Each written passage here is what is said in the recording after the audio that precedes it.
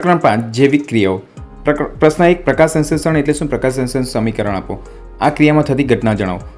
બરાબર, આપણે સૌ જાણીએ છીએ ક્લોરોફિલ ધરાવતા સજીવો સૂર્ય ઉર્જા અને પાણી તેમજ કાર્બન ડાયોક્સાઇડનો ઉપયોગ કરી સરળ કાર્બોડિત ગ્લુકોઝ સ્વરૂપે તેમનો ખોરાક તૈયાર કરે છે. આ ક્રિયાને પ્રકાશ સંશ્લેષણ કહેવાય છે. આ છઠ્ઠા ધોરણમાં બી આપણે ભણી ગયેલા. તો પ્રકાશ સંશ્લેષણની ક્રિયાની સમીકરણની વાત કરીએ તો 6CO2 + 12H2O સૂર્યપ્રકાશ અને ક્લોરોફિલની હાજરીમાં ગ્લુકોઝ બનાવે એટલે C6H12O6 + 6O2 + 6H2O. આ હતી પ્રકાશ સંશ્લેષણની પ્રક્રિયા. હવે આ પ્રકાશ સંશ્લેષણની થતી ઘટનાઓની વાત કરીએ તો ક્લોરોફિલ દ્વારા પ્રકાશ ઉર્જાનું શોષણ થાય, પછી આ પ્રકાશ ઉર્જાનું રાસાયણિક ઉર્જામાં રૂપાંતર થાય તથા પાણીના અણુઓનું હાઇડ્રોજન અને ઓક્સિજનમાં વિઘટન થાય છે. તેમજ કાર્બન ડાયોક્સાઇડનું કાર્બોડિત એટલે કે ગ્લુકોઝમાં રિડક્શન થાય છે. બીજો સવાલ, તફાવત આપો જારક અને અજારક શ્વસન. તો જારક શ્વસન અને અજારક શ્વસન આપણે જાણીએ છીએ. તો જારક એટલે કે O2 નો ઉપયોગ કરે, અજારક એટલે O2 નો ઉપયોગ કરતો નથી, એટલે ઓક્સિજનનો ઉપયોગ કરતો નથી. આ ક્રિયામાં અંતે CO2 જારકમાં અંતે શું મળે? કાર્બન ડાયોક્સાઇડ એટલે CO2 અને પાણી મળે એટલે કે H2O મળે છે. જ્યારે અજારક શ્વસનમાં બરાબર એટલે કે આ ક્રિયાના અંતે પ્રાણીજન્ય માધ્યમમાં લેક્ટિક એસિડ અને વનસ્પતિક માધ્યમમાં ઇથેનોલ અને કાર્બન ડાયોક્સાઇડ ઉત્પન્ન થાય છે. તેમજ જારક શ્વસન ક્રિયામાં ગ્લુકોઝના અણુ સંપૂર્ણપણે દહન થાય છે. તેથી ગ્લુકોઝ એક અણુમાંથી વધારે ઉર્જા મુક્ત કરે છે, જ્યારે અજારક શ્વસનમાં ગ્લુકોઝના અણુનું અપૂર્ણ દહન થવાથી તેથી ગ્લુકોઝના એક અણુમાંથી ખૂબ જ ઓછી ઉર્જા મુક્ત થાય છે. તેમજ જારક શ્વસનની ક્રિયાઓમાં પ્રાથમિક તબક્કો કોષરસમાં થાય છે, જ્યારે બાકીનો તબક્કો કણાભસૂત્રમાં થાય છે. માત્ર કણાભસૂત્રમાં થતી ક્રિયામાં ઓક્સિજનનો ઉપયોગ જ થાય છે, જ્યારે અજારક શ્વસનમાં ક્રિયાનો સંપૂર્ણપણે કોષરસમાં જ થાય છે અને કણાભસૂત્ર તેમાં કોઈ પણ ભાગ ભજવતો ન હોવાથી ઓક્સિજનનો વપરાશ થતો નથી, એટલે અજારક શ્વસન. ચાલો ત્રીજો પ્રશ્ન, પાચન તંત્રના અંગોને ક્રમમાં ગોઠવો અને નીચે પૈકી કયા અંગોમાં સ્ટાર્ચ અને પ્રોટીનનું અંશતઃ પાચન થાય છે? ચાલો ક્રમમાં ગોઠવીએ તો આપણે સૌ જાણીએ છીએ પહેલું શું આવે? મુખગૃહા, બીજું અન્નનળી, ત્રીજું જઠર, ચોથું નાનું આંતરડું, પાંચમું મોટું આંતરડું, પછી મળાશય. હવે સ્ટાર્ચનું પાચન વાત કરીએ તો મુખમાં થાય એટલે મુખ અને નાના આંતરડામાં થાય સ્ટાર્ચનું પાચન. અને પ્રોટીનનું પાચનની વાત કરીએ તો જઠર અને નાનું આંતરડુંમાં થાય છે. ચલો તફાવત, સ્વયંપોષી, વિષમપોષી. સૌ જાણીએ છીએ કે સ્વયંપોષી એટલે કે લીલી વનસ્પતિઓ, લીલ કેટલાક બેક્ટેરિયા જોવામાં મળે છે સ્વયંપોષી, જ્યારે વિષમપોષી પ્રાણીઓમાં અને ફૂગમાં જોવા મળે છે. સ્વયંપોષીમાં બરાબર તે પોતે જ ખોરાક બનાવે છે, તેમજ વિષમપોષી બીજા ઉપર આધાર રાખે છે. તેમજ સ્વયંપોષી તેમાં કાર્બનિક દ્રવ્યો CO2 અને H2Oનો ઉપયોગ કરી ખોરાકનું સંશ્લેષણ કરે છે, જ્યારે વિષમપોષી તેમાં અન્ય સજીવો માટે ખોરાકનો ઉપયોગ કરે છે. આપણે જોઈ ગયા. ચાલો તફાવત, ધમની અને શિરા. ધમની હૃદયથી અંગો તરફનું રુધિરનું વહન કરે, જ્યારે શિરા અંગોથી હૃદય તરફ રુધિરનું વહન કરે. ધમની રુધિરના ઊંચા દબાણે વહન કરે, જ્યારે શિરા રુધિરને નીચા દબાણે વહન કરાવે. તેમજ ધમનીની દિવાલ જાડી અને સ્થિતિસ્થાપક હોય છે, જ્યારે શિરાની દિવાલ પાતળી અને ઓછી સ્થિતિસ્થાપક હોય છે. ધમની ઓક્સિજનયુક્ત રુધિરનું વહન કરે છે, જ્યારે શિરા કાર્બન ડાયોક્સાઇડયુક્ત રુધિરનું વહન કરે છે. તેમજ અપવાદ તરીકે ધમનીમાં ફુફ્ફુસ ધમની આવે છે અને અપવાદ તરીકે શિરામાં ફુફ્ફુસ શિરા આવે છે. છઠ્ઠો સવાલ, વનસ્પતિમાં ઉત્સર્જન સમજાવો.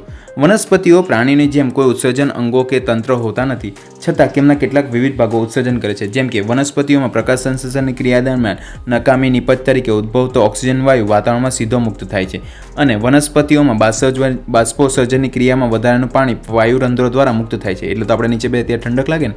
અને કેટલીકવાર વનસ્પતિઓમાં નકામો ઉત્સર્ગ પદાર્થ પર્ણોમાં સંગ્રહ કરે છે અને છેવટે પર્ણો ખરી પડે છે. તેમજ વનસ્પતિઓ અન્ય નકામા પદાર્થો સ્ફટિકો, રેઝિન એટલે કે રાળ અને ગુંદરનો જૂની જલવાહક પેશીઓમાં સંગ્રહ કરે છે. પ્રશ્ન 7, ટૂંકનોંધ લખો. લસિકા અથવા લસિકા એટલે શું? તેના કાર્ય જણાવો. તો આપણે સૌ જાણીએ કે લસિકા પરિવહન કાર્ય સાથે સંકળાયેલું રંગીન પ્રવાહી છે. લસિકા રુધિરના રુધિરરસ જેવું જ હોય છે, પરંતુ તે મોટા પ્રમાણમાં એટલે કે તેમાં પ્રોટીનની ઓછી માત્રા હોય છે અને કેશિકાઓની દિવાલમાં આવેલા છિદ્રો દ્વારા કેટલાક પ્રમાણમાં રુધિરરસ, પ્રોટીન અને રુધિરકોષો પેશકોશીઓના અવકાશમાં આવેલા હોય છે. આ રીતે લસિકાનું નિર્માણ થાય છે. શું કીધું? કેશિકાઓની દિવાલમાં આવેલા છિદ્રો દ્વારા કેટલાક પ્રમાણમાં રુધિરરસ, પ્રોટીન અને રુધિરકોષો પેશકોશીના અવકાશમાં આવે છે અને આ રીતે લસિકાનું નિર્માણ થાય છે. તેમજ બાહ્ય અવકાશમાં આંતરકોષીય વાહિકામાંથી લસિકા કેશિકાઓ દ્વારા લસિકાનું વહન લસિકા વાહિનીઓમાં થાય છે. અંતે મોટી શિરાના રુધિરમાં લસિકાનું મિશ્ર થાય છે. હવે લસિકાના કાર્યની વાત કરીએ તો બાહ્ય કોષીય અવકાશમાંથી વધારાનો પ્રવાહી ખેંચી રુધિરમાં પ્રવાહમાં પાછું મોકલે છે. તેમજ નાના આંતરડામાં પાચિત ચરબીનું શોષણ કરે અને વહન કરે છે. ચાલો, મનુષ્યનું ઉત્સર્જન તંત્ર. આકૃતિ ABCD ના નામ જણાવો. હવે આપણે સૌ જાણીએ છીએ A એટલે કે મૂત્રપિંડ, બરાબર, દેખાય છે ને. B એટલે મૂત્રવાહિની, બરાબર ને. C એટલે મૂત્રાશય અને D એટલે મૂત્રમાર્ગ. તફાવત: રુધિર અને લસિકા. રુધિર લાલ રંગનું જીવંત પ્રવાહી સંયોજક પેશી છે, જ્યારે લસિકા રંગવિહીન પેશી જળ છે. રુધિર પ્રવાહી રુધિરરસ અને મુક્ત રુધિરકોષ હોય છે, જ્યારે લસિકામાં રુધિરરસ, પ્રોટીન અને રક્તકણો સિવાયના રુધિરકોષો હોય છે. રક્તકણો સિવાયના રુધિરકોષ હોય છે, આ ધ્યાન રાખજો. રુધિરમાં હૃદય અને રુધિરવાહિનીઓમાં વહન પામે છે. વહન પામે છે, જ્યારે લસિકા એ આંતરકોષીય સ્થાનો અને લસિકા વાહિકાઓ અને લસિકા વાહિનીઓમાં જ વહન પામે છે. ચાલો, આગળનો સવાલ.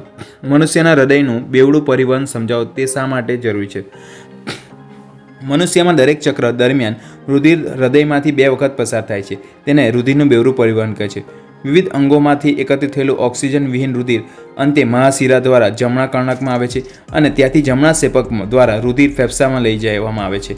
ફેફસામાં ઓક્સિજનયુક્ત રુધિર ડાબા કર્ણકમાંથી ડાબા સેપકમાં અંતે મહાધમની દ્વારા અંગો તરફ જાય છે. આમ વિવિધ અંગોમાંથી આવેલ રુધિરના વિવિધ અંગોમાં જાય છે ત્યાં સુધી હૃદયમાં 2 વાર આવે છે અને જાય છે. આથી આને રુધિરનું બેવડું પરિવહન કહે છે. મનુષ્યના શરીરમાં વધુ ઉર્જાની જરૂરિયાત માટે ઓક્સિજનનો વધુ કાર્યદક્ષ પુરવઠો શરીરને પૂરો પાડવા માટે બેવડું પરિવહન જરૂરી છે.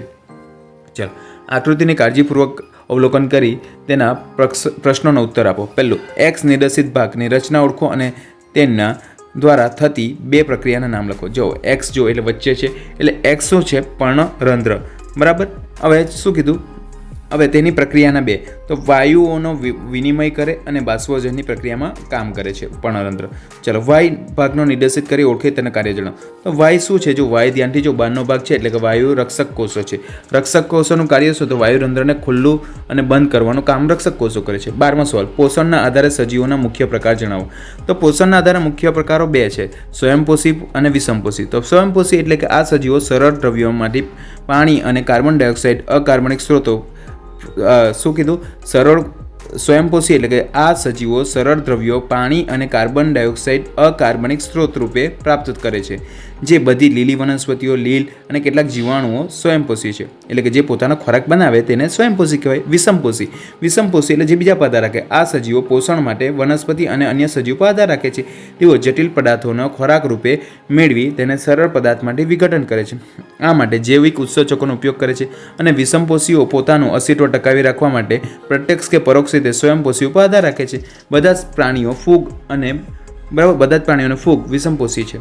ચાલો, 13મો સવાલ. પ્રકાશ સંશ્લેષણ માટે આવશ્યક કાચી સામગ્રી વનસ્પતિમાં ક્યાંથી પ્રાપ્ત થાય છે? તો આપણે સૌ જાણીએ છીએ પ્રકાશ સંશ્લેષણ માટે આવશ્યક કાચી સામગ્રીઓના પ્રાપ્તિ સ્થાનની વાત કરીએ તો કાર્બન ડાયોક્સાઇડ વનસ્પતિના વાતાવરણમાંથી પ્રાપ્ત કરે છે.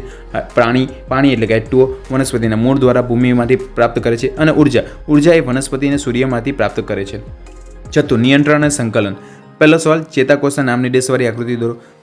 આપણે સૌ જાણીએ છીએ, બરાબર. તમને કીધું હતું કેવી રીતે દોરવાનું છે. વચ્ચે શું આવે? કોષ કેન્દ્રની ફરતે કોષકાયની ઉપર તંતુ જેવા હોય તેને કહેવાય શિખાતંતુ. પછી આ બાજુ આગળ જઈએ તો શું આવે? અક્ષતંતુ. અને અક્ષતંતુના છેડે અંતે શું હોય? ચેતાંત, બરાબર. હવે પ્રશ્ન 2, વનસ્પતિમાં પ્રકાશવર્તન અને ભૂઆવર્તન ટૂંકમાં સમજાવો. તો પ્રકાશવર્તન એટલે પ્રકાશની પ્રતિક્રિયા રૂપે વનસ્પતિઓના અંગોમાં થતા હલનચલનને પ્રકાશવર્તન કહેવાય. જેમ કે મૂળ તંત્ર નીચે જાય એટલે કે ઋણ પ્રકાશવર્તન અને પ્રકાંડ ઉપર જાય એટલે કે ધન પ્રકાશવર્તન કહેવાય છે. ચાલો, ભૂઆવર્તન એટલે ગુરુત્વાકર્ષણની પ્રતિક્રિયા રૂપે વનસ્પતિના અંગોમાં થતા હલનચલનને ભૂઆવર્તન કહેવાય. જેમ કે મૂળ નીચે જાય એટલે ભૂમિમાં જાય એટલે કે એમાં ધન ભૂઆવર્તન કહેવાય, બરાબર. અને પ્રકાંડ ઉપર જાય એટલે કે વિરુદ્ધ દિશામાં જાય એટલે ઋણ ભૂઆવર્તન કહેવાય છે, બરાબર. ત્રીજો સવાલ. જ્યારે એડ્રેનાલિન અંતઃસ્રાવ રુધિરમાં સ્રાવિત થાય છે ત્યારે આપણા શરીરમાં કયો પ્રતિચાર થાય છે? જ્યારે એડ્રેનાલિન અંતઃસ્રાવ રુધિરમાં સ્રાવિત થાય છે ત્યારે આપણા શરીરમાં આકસ્મિક સ્થિતિ માટે તૈયાર થાય છે. આ માટે આપણા શરીર નીચે પ્રકારની પ્રતિક્રિયા મળે છે. જેમ કે હૃદયના ધબકારા વધે, શ્વાસોશ્વાસનો દર વધે, કંકાલ સ્નાયુઓ વધારે સક્રિય બને અને રુધિરના દબાણો વધારે થાય છે. ચાલો, રુધિરના દબાણમાં વધારો થાય છે. ચોથો, વૈજ્ઞાનિક કારણો પર મધુપ્રમેહ એટલે કે ડાયાબિટીસના દર્દીઓને ઇન્સ્યુલિનના ઇન્જેક્શન આપવામાં આવે છે. તો આપણે સૌ જાણીએ છીએ માનવ શરીરમાં રુધિરમાં શર્કરા એટલે ગ્લુકોઝનું નિયત પ્રમાણમાં જાળવી રાખવું જરૂરી છે. જો મધુપ્રમેહ એટલે કે ડાયાબિટીસના દર્દીઓમાં ઇન્સ્યુલિનની ઉણપના લીધે રુધિરમાં શર્કરાનું પ્રમાણ વધારે છે, એટલે કે રુધિરમાં શર્કરાનું પ્રમાણ વધી જાય, એટલે રુધિરમાં શર્કરાનું પ્રમાણ જ્યારે વધે એટલે અનેક હાનિકારક અસરો કારણ બને છે. આ હાનિકારક અસરોને દર્દીને બચાવવા માટે રુધિરનું શર્કરાનું પ્રમાણ નિયત જરૂર બને છે અને ઇન્સ્યુલિન રુધિરમાં શર્કરાનું વધુ પ્રમાણ ઘટાડી તેનું નિયમન કરે છે. આથી મધુપ્રમેહ એટલે કે ડાયાબિટીસના દર્દીને ઇન્સ્યુલિનના ઇન્જેક્શન આપવામાં આવે છે. 5મો સવાલ, વૈજ્ઞાનિક કારણ આપો ગોઈટર રોગથી બચવા માટે આપણા આહારમાં આયોડિનયુક્ત મીઠાનો ઉપયોગ સલાહ ભરેલો છે. તો આપણે સૌ જાણીએ છીએ થાઇરોઇડ ગ્રંથિ માટે થાઇરોક્સિક અંતઃસ્રાવ ઉત્પન્ન થાય છે. તે આયોડિનયુક્ત અંતઃસ્રાવી ગ્રંથિ છે અને આયોડિનની ઉણપથી થાઇરોક્સિન અંતઃસ્રાવ બનતો નથી. તેના પરિણામે થાઇરોઇડ ગ્રંથિના કદમાં અસાધારણ વધારો છે અને ગળાનો ભાગ ફૂલી જાય છે અને અંતે ગોઈટર રોગ થાય છે. આયોડિનયુક્ત મીઠું થાઇરોઇડ ગ્રંથિના થાઇરોક્સિનના સંશ્લેષણ માટે યોગ્ય માત્રામાં આયોડિન પૂરી પાડે છે. આથી ગોઈટર રોગથી બચવા માટે આહારમાં આયોડિનયુક્ત મીઠાનો ઉપયોગ કરવો જરૂરી છે. છઠ્ઠું, પ્રાણીઓમાં રસાયણ સંકલન કેવી રીતે થાય છે? આપણે સૌ જાણીએ છીએ પ્રાણીઓમાં અંતઃસ્રાવ ગ્રંથિઓના ચોક્કસ માત્રામાં રાસાયણિક સંયોજનો અને અંતઃસ્રાવો સ્રાવિત કરે છે. અંતઃસ્રાવો સીધા રુધિરમાં પડી જાય છે અને રુધિર પરિવહન દ્વારા તેના લક્ષ્ય એટલે કે કાર્ય સ્થાન સુધી પહોંચે છે અને શરીરના ચોક્કસ કોષોને અંતઃસ્રાવ સાથે જોડાઈને કરવાની વિશેષ ગ્રાહીને અણુઓ ધરાવે છે તેમજ અંતઃસ્રાવના આ અણુ સાથે જોડાઈને માહિતીનું વહન કરે છે. આ રીતે પ્રાણીઓમાં રાસાયણિક સંકલન થાય છે. 7મો સવાલ, અનૈચ્છિક ક્રિયાઓ અને પ્રવૃત્તિ ક્રિયાઓ એકબીજા સાથે કેવી રીતે ભિન્ન છે? તો આપણે સૌ જાણીએ છીએ અનૈચ્છિક ક્રિયા અને પ્રવૃત્તિ ક્રિયાનો તફાવત જોઈ લઈએ. તો અનૈચ્છિક ક્રિયા એટલે કે આ ક્રિયા લંબમજ્જા વડે નિયંત્રિત થાય છે, જ્યારે પરાવર્તી ક્રિયા કરોડરજ્જુ વડે નિયંત્રિત થાય છે. દાખલા તરીકે અનૈચ્છિક ક્રિયાઓમાં સામાન્ય સ્થિતિમાં સતત ચાલતી હોય છે, દાખલા તરીકે હૃદયના ધબકારા, શ્વાસોશ્વાસ, જ્યારે પરાવર્તી ક્રિયાઓ આકસ્મિક સ્થિતિમાં શરીરમાં લાભ થાય છે. દાખલા તરીકે ગરમ વસ્તુને અડકતા તમારો હાથ પાછો જાય છે, બરાબર ને, કોઈ ચીમટું પડે તો તમે કેવો અચકાઈ જાય, બરાબર, એને હાથ પાછો જાય છે, તેવી રીતે એને પરાવર્તી કહેવાય. બરાબર. અનૈચ્છિક ક્રિયાઓ ચોક્કસ નિયંત્રણ દરે થતી ક્રિયાઓ છે. અનૈચ્છિક ક્રિયાઓ ચોક્કસ નિયંત્રણ દરે થતી ક્રિયાઓ છે, જ્યારે પરાવર્તી ક્રિયા તે અત્યંત ઝડપી ક્રિયાઓ છે. કેવી છે? ઝડપી ક્રિયાઓ. 8મો સવાલ, નીચેના પ્રશ્નનો ઉત્તર લખો. પહેલું, પરાવર્તી ક્રિયા અને ચાલવાની ક્રિયા વચ્ચે શું ભેદ છે? તો પરાવર્તી ક્રિયા કરોડરજ્જુ વડે નિયંત્રિત થતી અનૈચ્છિક ક્રિયા છે, તેમાં વિચારવાની ક્રિયા સંકળાયેલી નથી, જ્યારે ચાલવાની ક્રિયા અનૈચ્છિક ક્રિયા છે, બરાબર, ઐચ્છિક ક્રિયા છે. ઐચ્છિક ક્રિયા એટલે કે પશ્વ મગજના અનુમસ્તિષ્કના ભાગ વડે નિયંત્રિત થાય છે, તેમાં વિચારવાની ક્રિયા સંકળાયેલી છે, અર્થાત આ ક્રિયા વ્યક્તિની ઈચ્છા પર આધારિત છે. બીજો સવાલ, આપણે પરાવર્તી ક્રિયાની સરખામણીમાં વિચારવાની ક્રિયાઓમાં ધીમો પ્રતિચાર શા માટે આપીએ છીએ? સમજાવો. જ્યારે આપણે વિચારવાની વાત કરીએ તો વિચાર કરવો એટલે કે એક જટિલ ક્રિયા છે. તેમાં ઘણા બધા ચેતાકોષો ઉર્મિવેગની જટિલ પારસ્પરિક ક્રિયાઓ સાથે સંકળાયેલી છે. વિચારવાને માટે કેન્દ્રોમાં અગ્રમગજમાં આવેલા હોય છે. તે શરીરના વિવિધ ભાગોમાંથી ચેતા એટલે કે સંવેદી દ્વારા માહિતી મેળવે છે અને વિચાર કેન્દ્રોના આ માહિતીનું અર્થઘટન થાય છે અને સૂચના તૈયાર કરવામાં આવે છે. મગજમાંથી સૂચના ચેતા પ્રેરક દ્વારા એટલે કે પ્રતિચાર અંગ તરફ વહન પામે છે. આથી પ્રતિચાર દર્શાવવા માટે વધારે સમય લાગે છે. જ્યારે પરાવર્તિક ક્રિયાઓમાં સામાન્ય રીતે સૂચના કરોડરજ્જુ દ્વારા આપવામાં આવે છે, તેથી અંગથી મગજ તરફ અને મગજથી પાછા અંગ તરફ જવાનો ઉર્મિવેગનું વહન સમય બચે છે. આથી પ્રતિચાર દર્શાવવા માટે ઓછો સમય લે છે, જ્યારે વિચારવા માટે સમય વધારે લે છે. પરાવર્તિક ક્રિયાની સરખામણીએ વિચારવાની ક્રિયા આપણે ધીમો પ્રતિચાર આપીએ છીએ. 9મો, પ્રાણી અંતઃસ્રાવની લાક્ષણિકતા જણાવો. તો પ્રાણી અંતઃસ્રાવની લાક્ષણિકતા નીચે મુજબ છે. તે ચોક્કસ અંતઃસ્રાવી ગ્રંથિઓમાંથી સ્રાવિત પામતા ચોક્કસ રાસાયણિક સંયોજનો છે, તેમજ તે રાસાયણિક સંદેશાવાહકો છે. તે ચોક્કસ લક્ષ્ય કોષો અને પેશીઓ કે અંગો પર તેની અસર દર્શાવે છે, જ્યારે તે રુધિર દ્વારા વહન પામે છે. તે ખૂબ જ અલ્પ માત્રામાં સ્રવે છે અને તેનો વધારે સ્ત્રાવ કે ઉણપ ચોક્કસ અનિયમિતતા ખામી સર્જે છે. આ પ્રાણી અંતઃસ્રાવની લાક્ષણિકતા છે. હવે વાત કરીએ પ્રશ્ન 3, 7મો ચેપ્ટર, સજીવો કેવી રીતે પ્રજનન કરે છે. તો યુવાનારંભ સમય એટલે કે તરુણાવસ્થા દરમિયાન છોકરીઓમાં કયા પરિવર્તન જોવા મળે છે? છોકરીઓમાં સામાન્ય ફેરફાર જણાવો. તો આપણે સૌ જાણીએ છીએ છોકરીઓના બગલ અને જાંઘોના મધ્ય ભાગમાં જનાંગીય વિસ્તારમાં વાળ ઉગે છે, તેમજ હાથ, પગ અને ચહેરાનો ભાગ નાના રોમ ઉગે છે, તેમજ ઊંચાઈ અને વજનમાં વધારો થાય છે, તેમજ ત્વચા સામાન્ય રીતે તેલી બને છે અને ક્યારેક ચહેરા ઉપર ખીલ ઉદ્ભવે છે. છોકરીઓમાં જાતીય ગૌણ લક્ષણની વાત કરીએ તો પરિવર્તનની વાત કરીએ તો અંડપિંડ માદા જાતીય અંતઃસ્રાવનો સ્ત્રાવ કરે છે, તેમજ અંડપિંડ અંડકોષ મુક્ત કરવાનું શરૂ કરે છે, તેમજ પ્રજનન અંગોનો વિકાસ થાય છે, સ્તનગ્રંથિઓનો વિકાસ થાય છે અને તેના કદમાં વધારો થાય છે. સ્તનાગ્ર અને નિપલ્લી ત્વચાનો રંગ ઘેરો બને છે, તેમજ રજોસ્ત્રાવને કારણે માસિક ચક્ર પણ શરૂ થાય છે, એટલે ઋતુચક્ર પણ શરૂ થાય છે. બીજો સવાલ, કલિકા સર્જનને ટૂંકમાં સમજાવો. પહેલાં તો આકૃતિ દોરવાની, ઈસ્ટમાંથી વિકાસ પામતી કલિકા બતાવવાની, પછી નવી કલિકા થોડીક દૂર બતાવવાની અને નવી કલિકાનું શૃંખલા બતાવી દેવાની, બરાબર, અથવા છૂટી બતાવી દેવાની. ઈસ્ટની નાની કલિકા જેવી બાહ્ય વૃદ્ધિ પામેલી રચનાને કોષીય સપાટી પરથી અલગ પડે છે અને સ્વતંત્ર સજીવ તરીકે વૃદ્ધિ પામે છે. કેટલીક વખત આ પ્રક્રિયામાં 3 થી 4 સતત થતા શૃંખલામય વસાહત રચાય છે, જે આકૃતિમાં દર્શાવ્યા છે. કેટલીક નીચલી કક્ષાઓમાં પ્રાણીઓ, જેમ કે ઉદાહરણ તરીકે હાઇડ્રા, કલિકા સર્જન માટે પુનર્જનનની ક્ષમતાવાળા કોષોનો ઉપયોગ કરે છે. હાઇડ્રામાં શરીરની બહારની સપાટી પર કોષોનું વારંવાર વિભાજન થવાને કારણે એક સ્થાન પર ઉપસી આવે છે. આ ઉપસેલા ભાગને કલિકા છે, તે વૃદ્ધિ પામીને બાળ સજીવમાં ફેરવાય છે અને બાળ સજીવ પૂર્ણ વિકાસ પામીને પિતૃ શરીરથી અલગ થઈ જાય છે અને સ્વતંત્ર પ્રાણી એટલે કે હાઇડ્રા બને છે. ત્રીજો સવાલ, ડીએનએ પ્રકૃતિ પ્રજનનમાં શું મહત્વ છે? આપણે સૌ જાણીએ છીએ કે ડીએનએ પ્રતિકૃતિ પ્રજનનમાં ખૂબ મહત્વ છે. પિતૃમાંથી તેની સંતતિઓના આનુવંશિક માહિતીનું વહન માટે તેમજ ડીએનએના ફેરફારને કારણે ભિન્નતા સર્જાય છે. પ્રજનનમાં સર્જાતી આ ભિન્નતાને જાતીય ઉદ્વિકાસ આધાર બને છે. ચોથો સવાલ, યુવાનારંભ સમયે એટલે કે તરુણાવસ્થા દરમિયાન છોકરાઓમાં જોતા જાતીય પરિવર્તન. તો આપણે સૌ જાણીએ છીએ કે છોકરામાં શું પરિવર્તન જાણે છે? તો શુક્રપિંડ એટલે કે નર જાતીય અંતઃસ્રાવ સ્રાવિત કરે છે અને શુક્રપિંડ શુક્રકોષનું ઉત્પાદન શરૂ કરે છે. ચહેરા ઉપર દાઢી મૂછોનો વિકાસ શરૂ થાય છે. શરીરના વધારે સ્નાયુ બળ બને છે અને અવાજ કર્કશ અને જાડો બને છે. તેમજ ખભા અને છાતીના ભાગ પર વિસ્તૃત બને છે. તેને સ્નિગ્ધ પ્રસંગોપાત મોટું અને સખત અને થઈને ઉદ્ધ્વષ્ટ બને છે. પાંચમો સવાલ, સપુષ્પી વનસ્પતિના પરાગનયન એટલે શું? સ્વપરાગનયન અને પરપરાગનયનની ક્રિયાભેદ. પરાગનયન પુંકેસર પરાગાશયમાંથી પરાગરજની સ્ત્રીકેસર પરના પરાગાસન સુધીના સ્થળાંતર થવાની ક્રિયાને પરાગનયન કહેવાય છે. પાછું યાદ કરો, પુંકેસરના પરાગાશયમાંથી પરાગરજની સ્ત્રીકેસરના પરાગાસન સુધીના સ્થળાંતર થવાની ક્રિયાને પરાગનયન કહેવાય. સ્વપરાગનયનમાં પરાગરજનું કાર્ય એટલે પરાગરજનું સ્થળાંતર એક જ પુષ્પમાં થાય છે, જ્યારે પરપરાગનયનમાં એક પરાગરજનું સ્થળાંતર એક પુષ્પમાંથી બીજા પુષ્પમાં થાય છે. સજીવો શા માટે પ્રજનન કરે છે? સજીવો પ્રજનન દ્વારા નવા સજીવોનું સંતતિમાં નિર્માણ કરે છે. દરેક સજીવોનું મર્યાદિત જીવનકાળ ધરાવે છે અને દરેક સજીવ મૃત્યુ પામે છે. સજીવો પોતાના જીવનકાળ દરમિયાન પ્રજનન ક્રિયા દ્વારા પોતાની જેવી સંતતિ નિર્માણ કરે છે.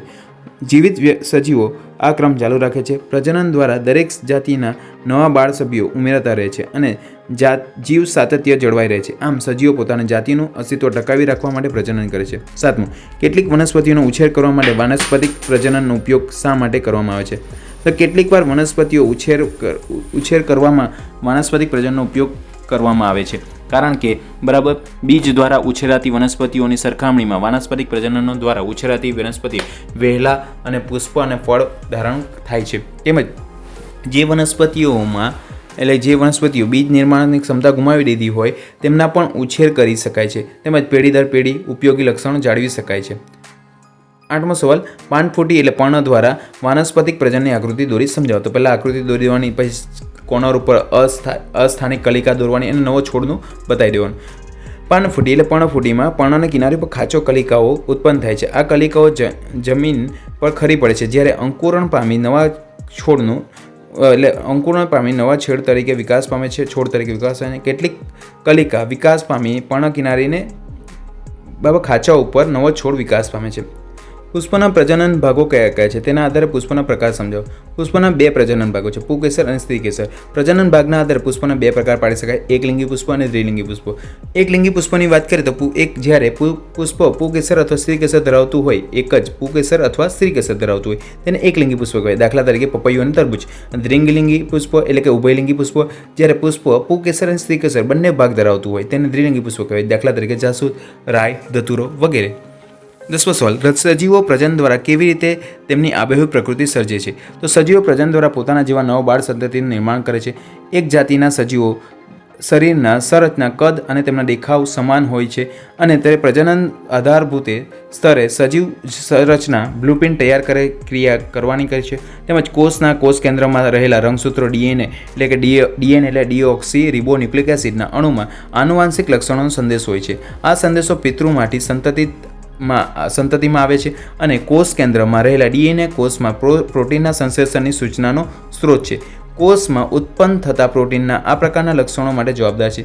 એક જાતિના સજીવોમાં વિશિષ્ટ ડીએનએ હોય છે અને તે પ્રજનન દ્વારા અનુગામી પેઢીમાં એટલે વારસા રૂપે પ્રાપ્ત થાય છે. એટલે તમારામાંથી તમારા છોકરામાં એવી રીતે અને ડીએનએ પાસે રહેલી માહિતી અનુરૂપ પ્રોટીનનું નિર્માણ થાય છે. આથી સજીવો થોડી ભિન્નતાઓ સાથે તેમજ આબેહૂબ પ્રકૃતિઓનું નિર્માણ કરે છે.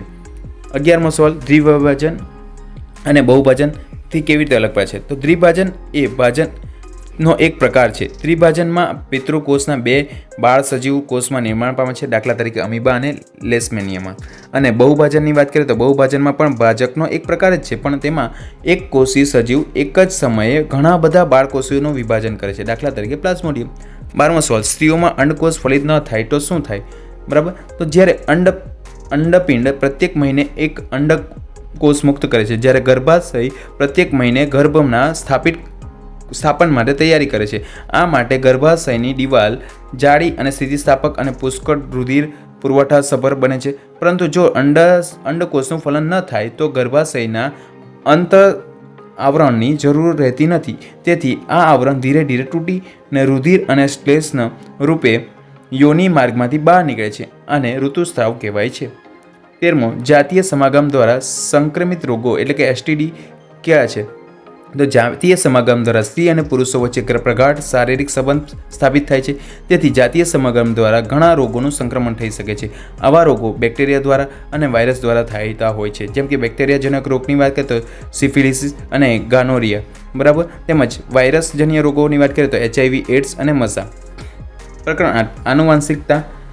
બરાબર, આનુવંશિકમાં પહેલો પ્રશ્ન છે. રમેશને 2 પુત્રીઓ છે. તેમના પત્ની મારિયા ગર્ભવતી છે. રમેશના પુત્ર મહેચ્છાના લીધે માયાની સોનોગ્રાફી દ્વારા ગર્ભ પરીક્ષણ કરવામાં દબાણ કરે છે. તો પહેલો સવાલ, પુત્ર કે પુત્રી જન્મ માટે જવાબદાર કોણ? પિતા કે માતાનું રંગસૂત્ર? અને રમેશની 2 પુત્રીના કિસ્સામાં કયું રંગસૂત્ર આનુવંશિક દ્રષ્ટિએ પ્રાપ્ત થયું ન હતું? અને બીજું, ગર્ભ પરીક્ષણ ગેરકાયદે કે કાયદેસર છે? તો આપણે શું જાણીએ કે પહેલો સવાલનો જવાબ, તો પુત્ર કે પુત્રી માટે પિતાનું રંગસૂત્ર જવાબદાર છે. રમેશ 2 પુત્રી માટે કિસ્સામાં વાય રંગસૂત્ર આનુવંશિકની દ્રષ્ટિએ પ્રાપ્ત થતું ન હતું. આપણે શું જાણીએ કે પુરુષોમાં X અને Y હોય અને સ્ત્રીઓમાં X અને X હોય. જો પુરુષનો X અને સ્ત્રીઓને X મળે તો છોકરી જન્મે, અને પુરુષનો Y અને સ્ત્રીઓને X મળે તો બાળક જન્મે. તો પુરુષનો Y જ નહીં મળે તો બરાબર બાળક જન્મતો એટલે પુત્ર જન્મતો નથી. બરાબર. બીજો સવાલ, ગર્ભ પરીક્ષણ કાયદેસર છે કે ગેરકાયદેસર? તો આપણે શું જાણીએ ગેરકાયદેસર છે, બરાબર, એની સજા પણ છે. જો ગર્ભ પરીક્ષણ સરકાર દ્વારા અમાન્ય છે, ગર્ભ પરીક્ષણ ગર્ભ બાળકીનું છે એમ જણાય ત્યારે પુત્ર લાલાશને લીધે સ્ત્રી ભ્રૂણની હત્યા થાય છે. આમ થતું રોકવા માટે ગર્ભ પરીક્ષણ ગેરકાયદેસર છે. બીજું, મનુષ્યમાં લિંગ નિશ્ચયન કેવી રીતે થાય છે તે સમજાવો. મનુષ્યમાં લિંગ નિશ્ચયન જનીન દ્વારા થાય છે. તેની આનુવંશિકતા પર આધાર રાખે છે. મનુષ્યમાં કેટલા રંગસૂત્રો છે? તો 23 જોડ રંગસૂત્રો છે. તેમાં 23 જોડ લિંગી રંગસૂત્રો છે. સ્ત્રીઓમાં બંને X રંગસૂત્રો જોડો હોય છે. આપણે વાત કરી તેમ આગલા પ્રશ્નમાં, એટલે કે લિંગી રંગસૂત્રોની જોડ XX છે, જ્યારે પુરુષોમાં એક સામાન્ય આકારનું X રંગસૂત્ર અને બીજું નાનું Y રંગસૂત્ર જોડ હોય છે, એટલે કે XY રંગસૂત્રો હોય છે. હવે મનુષ્યના લિંગ નિશ્ચયની ઘટના વાત કરીએ તો પિતામાંથી XY હોય તો માતામાં XX હોય છે. જ્યારે XY ભેગું થાય તો બરાબર શું થાય? છોકરો જન્મે છે. જ્યારે XX ભેગું થાય તો છોકરી જન્મે, ફલન જાતિ. બરાબર, એટલે છોકરો કે છોકરી તેને માતા પાસેથી X રંગસૂત્રો મેળવે છે. આથી લિંગ નિશ્ચયના આધાર તેમના પિતા પાસેથી મળતા લિંગ રંગસૂત્રો પર જ આધાર રાખે છે. જે બાળકો તેના પિતા પાસેથી X રંગસૂત્રો આનુવંશિકની દ્રષ્ટિએ પ્રાપ્ત થશે તે છોકરી બનશે, અને જે બાળકને પિતાના પાસેથી Y રંગસૂત્રો આનુવંશિકની દ્રષ્ટિએ પ્રાપ્ત થશે તે છોકરો બનશે. ત્રીજો સવાલ, અલિંગી પ્રજનનની તુલનામાં લિંગી પ્રજનન દ્વારા ઉત્પન્ન થતી ભિન્નતાઓ વધારે સ્થાયી છે, સમજાવો. અલિંગી પ્રજનનની તુલના લિંગી પ્રજનન વધારે દ્રશ્ય ભિન્નતા સર્જે છે, કારણ કે લિંગી પ્રજનનમાં દરેક પેઢીમાં પૂર્વ અસ્તિત્વ ધરાવતા 2 પિતૃના DNA નકલોનું સંયોજન પ્રાપ્ત થાય છે. જનનકોષોના નિર્માણમાં અર્ધશ્રુતિ ભાજન દરમિયાન જનીનોના નવા સંયોજન રચાય છે. તેમજ લિંગી પ્રજનન દરમિયાન વધારે દ્રશ્ય ભિન્નતાઓમાંથી પ્રાકૃતિક પસંદગી દ્વારા કેટલીક અનુકૂલિત ભિન્નતાઓની પસંદગી થાય છે. જ્યારે અલિંગી પ્રજનનમાં સંતતિની તેમની પિતૃની આબેહૂબ નકલ હોય છે. આથી લિંગી પ્રજનનમાં ઉત્પન્ન થતી ભિન્નતા સ્થાયી થઈ સંચય પામે છે. બરાબર. ચોથો સવાલ, ભિન્નતાઓની ઉત્પત્તિ થવાની કોઈ જાતિ અસ્તિત્વ કેવી રીતે વધી જાય છે? તો જાતિઓમાં ભિન્નતાઓની ઉત્પત્તિ એટલે કે DNA પ્રકૃતિમાં સર્જાતી ન્યૂનતમ ખામીને કારણે લિંગી પ્રજનન દરમિયાન થાય છે. ભિન્નતાઓની પ્રકૃતિના આધારે વિવિધ સજીવોને વિવિધ પ્રકારના લાભ મળે છે.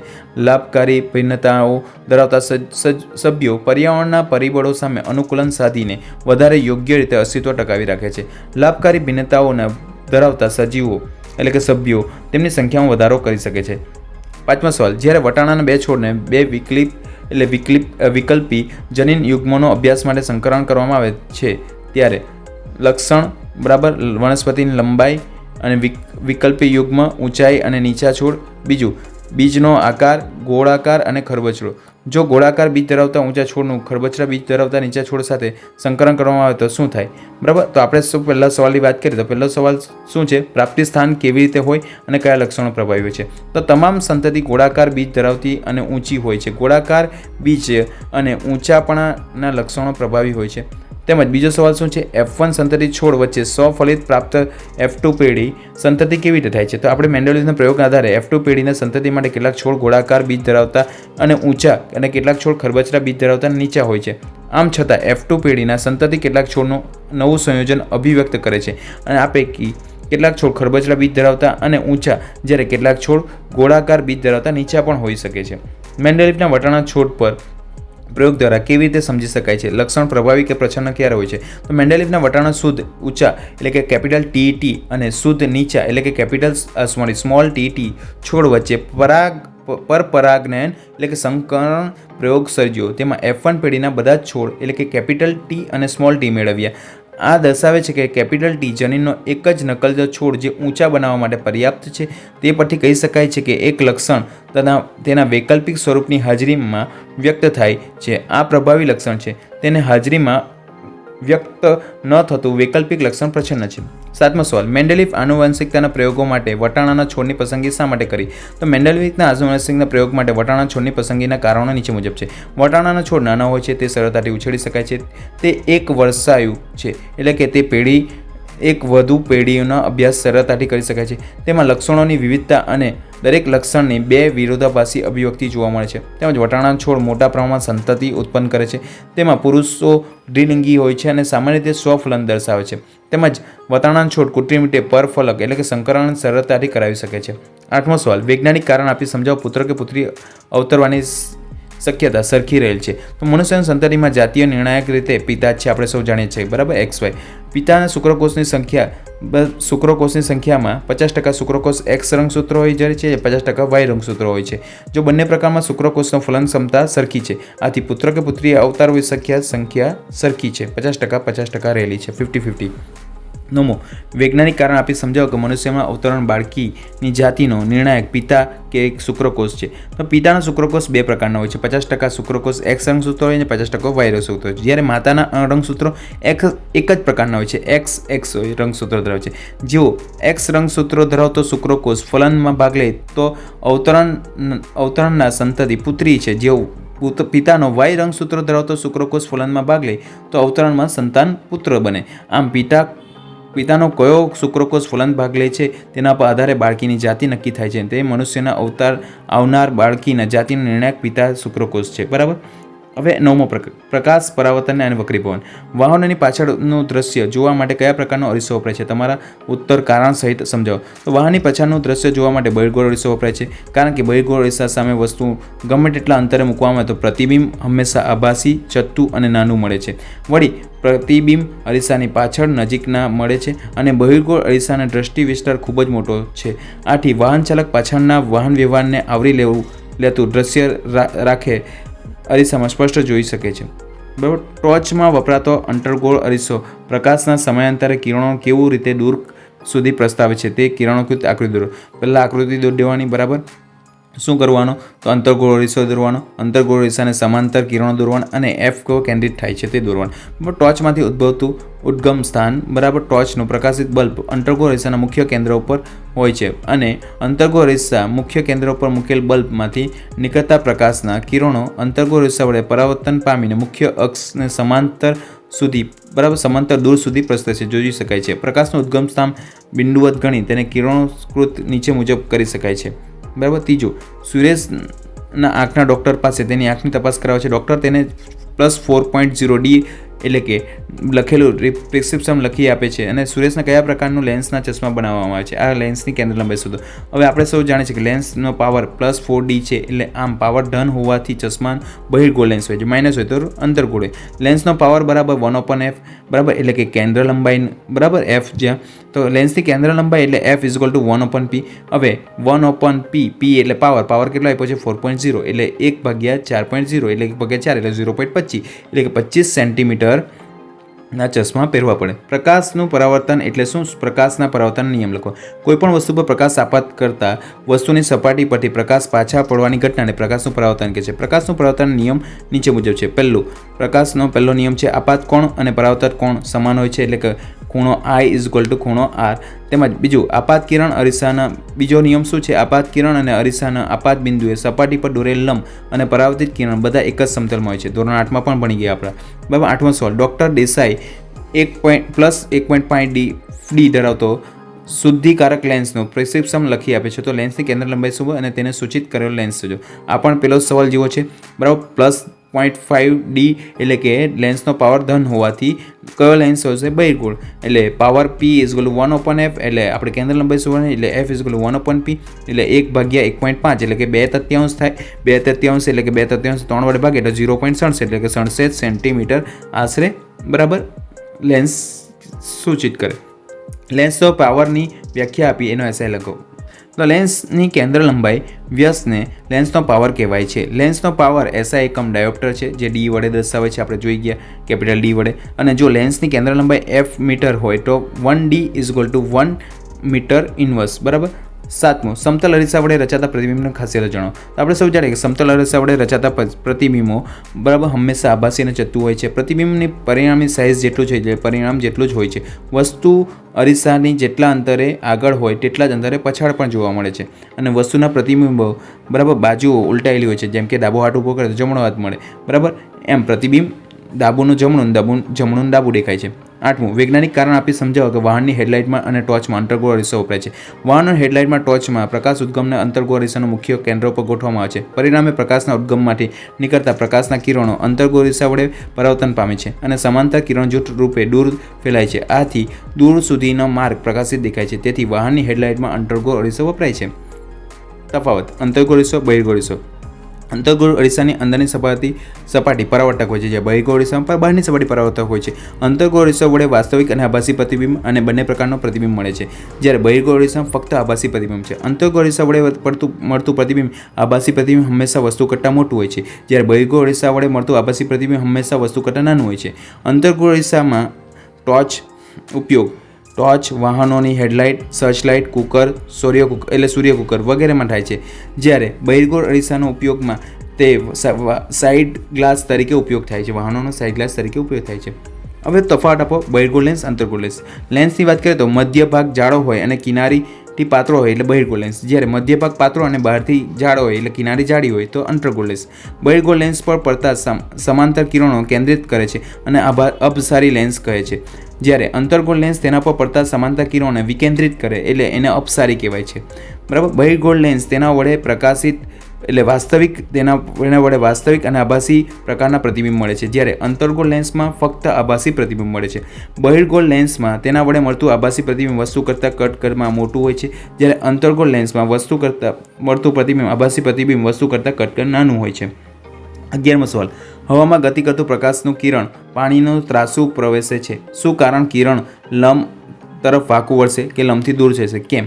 હવામાંથી પાણીમાં પ્રવેશતું પ્રકાશનું કિરણ ત્રાસુ કિરણને લંબ વાંકું વળે છે, કારણ કે હવામાં પ્રકાશીય પાતળું માધ્યમ છે અને પાણી પ્રકાશીય ઘટ્ટ માધ્યમ છે. પ્રકાશના પાતળા માધ્યમ કરતાં ઘટ્ટ માધ્યમમાં પ્રકાશની ઝડપ ઓછી હોય છે. આથી પ્રકાશનું કિરણ હવામાંથી પાણીમાં ગતિ કરે છે ત્યારે ઝડપી ઘટ્ટ અને લંબ તરફ વાંકું વળે છે. 12મો સવાલ. 2 મીટર કેન્દ્ર લંબાઈ ધરાવતા અંતર્ગોળ લેન્સનો પાવર શોધો. અહીં અંતર્ગોળ લેન્સની કેન્દ્ર લંબાઈ f = -2 IP છે, એટલે p = 1/f, p = 1/-2 -0.5 metre inverse, એટલે કે 0.5D એટલે કે ડાયોપ્ટર. લેન્સનો પાવર વિશે ટૂંક નોંધ સમજાવો. લેન્સનો પાવર. લેન્સની કેન્દ્ર લંબાઈ વ્યસ્તને લેન્સનો પાવર કહે છે. પ્રકાશના સમાંતર કિરણોને કેન્દ્રિત અને વિકેન્દ્રિત કરવાની લેન્સની ક્ષમતાને તેને કેન્દ્ર લંબાઈ ઉપર આધાર રાખે છે. અને લેન્સની કેન્દ્ર લંબાઈ જેમ ઓછી તેમ પ્રકાશના કિરણો કેન્દ્રિત કે વિકેન્દ્રિત કરવાની ક્ષમતા વધારે. લેન્સની પ્રકાશના સમયાંતર કિરણો કેન્દ્રિત કે વિકેન્દ્રિત કરવાની ક્ષમતાને લેન્સનો પાવર સ્વરૂપે રજૂ કરવામાં છે. તેથી જ લેન્સના પાવરની વ્યાખ્યા અને કેન્દ્ર લંબાઈની વ્યાખ્યાન બરાબર કેન્દ્ર લંબાઈના વ્યસ્ત તરીકે આપવામાં આવે છે. એટલે લેન્સનો પાવર P = 1/f.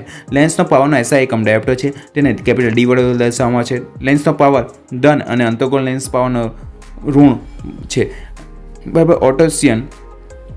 ઓપ્ટિશિયન અથવા આંખના ડૉક્ટર તપાસી આંખના જે નંબર પ્રિસ્ક્રિપ્શનમાં લખી આપે છે તે હકીકતમાં શુદ્ધિકારક લેન્સ પાવર જ છે. એટલે લેન્સનો પાવર માપવા માટે વપરાતા સાધનની વાત કરીએ તો ડાયોપ્ટોમીટર કહેવામાં આવે છે. એક અંતર્ગોળ અરીસાની તેની સામે 10 સેન્ટીમીટર અંતરે રાખેલા 3 વસ્તુ ઘણું મોટું વાસ્તવિક પ્રતિબિંબ આપે છે. તો પ્રતિબિંબનું સ્થાન શોધો. આપણે શું જાણીએ કે અંતર્ગોળ અરીસા વડે રચાતા પ્રતિબિંબનું વાસ્તવિક પ્રતિબિંબ મોટવણી ઋણ હોય છે. એટલે કે m = -3. અંતર્ગોળ આવે એટલે -3. વસ્તુનું અંતર u આપેલો છે કેટલું -10 સેન્ટીમીટર બરાબર. અને v શોધવાનું છે એટલે કે પ્રતિબિંબનું સ્થાન શોધવાનું છે. એટલે કે મોટવણીનું સૂત્ર આપણને ખબર છે m = -v/u બરાબર. અંતર્ગોળ અરીસો -m મોટવણી આપી છે -3 = v/10 બરાબર. એટલે માઇનસ કેન્સલ થઈ જાય ઉપર નીચે એટલે v/10 બરાબર -3 એટલે v બરાબર 10 પહેલી બાજુ એટલે ગુણાકાર થાય એટલે 3 × 10 એટલે 30 એટલે v બરાબર 30. એટલે પ્રતિબિંબનું અંતર અંતર્ગોળના ભાગે બરાબર 30 સેન્ટીમીટર અંતર આવશે અંદરના ભાગ બરાબર આગળના ભાગે અંતર્ગોળ અરીસામાં આગળના ભાગે કેટલા 30 સેન્ટીમીટર અંતર આવશે. 60 સેન્ટીમીટર કેન્દ્ર લંબાઈ અંતર્ગોળ અરીસાને 40 સેન્ટીમીટર અંતરે એક વસ્તુ મૂકવામાં આવે તો તેનું પ્રતિબિંબ અંતર શોધો. બરાબર. f = -60 સેન્ટીમીટર બરાબર. u = -40 બરાબર. અંતર્ગોળ અરીસો આપ્યો છે એટલે માઇનસ લેવામાં આવે છે. અને v બરાબર કેટલા તો લેન્સનું સૂત્ર આપણને ખબર છે 1/v - 1/u = 1/f બરાબર. 1/v ની વેલ્યુ ખબર નથી આપણને -1/u એટલે કે -40 = 1/f -60. પેલી બાજુ લઈ ગઈએ તો માઇનસ બરાબર થશે એટલે કે પેલી બાજુ એટલે 1/v = -1/60 -1/40 બરાબર. માઇનસ પ્લસ થઈ ગયું અને પેલું આ નીચેનું માઇનસ હતું બરાબર. એટલે હા હવે જોઈએ તો આપણે 60 અને 40નો લસા લઈને એટલે 120 આવે. એટલે ઉપર 2 વડે 60 બરાબર. 60 ને 2 વડે ગુણવાનું ઉપર નીચે અને પેલાને 40 ને 3 વડે ગુણવાનું 4 × 12 એટલે 120 બરાબર. એટલે ઉપર આવે -2/120 અને -3/120. 120 ને કોમન કાઢીએ તો એ -2/3/120 બરાબર માઇનસ પ્લસ થાય એટલે કે મોટી સંખ્યાનું ચિહ્ન એટલે 5/-5/120 બરાબર. 24 × 5 = 120 એટલે કે 1/-24 એટલે કે v બરાબર -24 એટલે પ્રતિબિંબ અંતર કેટલું હોય -24. આગળના ચેપ્ટર આપણે આગલા વિડીયોમાં જોઈશું.